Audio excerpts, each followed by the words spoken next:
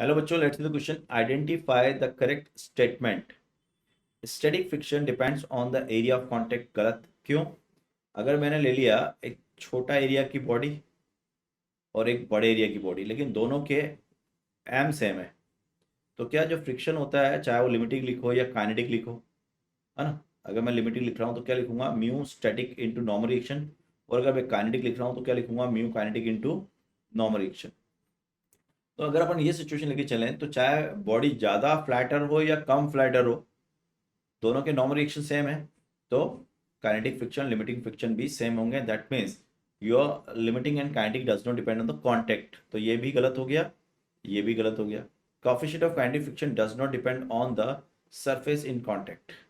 Coefficient of kinetic friction, तो coefficient of kinetic friction की बात करेंगे तो डिपेंड करेगा बच्चों, है ना?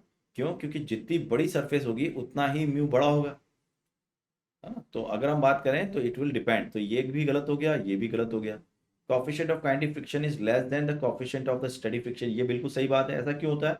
क्योंकि अगर हम ढंग से देखें तो जब बॉडी रेस्ट पे होती है, ये एक के ऊपर एक है, तो इनके बीच में जो इंटरलॉकिंग होती है, ऐसे रेस्ट पे बॉडी है, तो इस इंटरलॉकिंग को तोड़ने के लिए ज़्यादा हमें फोर्स चाहिए होता है। इसका मतलब ज़्यादा बड़ा फ्रिक्शन होता है। Once the body start to move, तो ये इंटरलॉकिंग टूट जाती है, तो उसको मूव कराने के लिए कम फोर्स चाहिए होता है, यानी कि अब अपोजिंग फोर्स कम हो गया।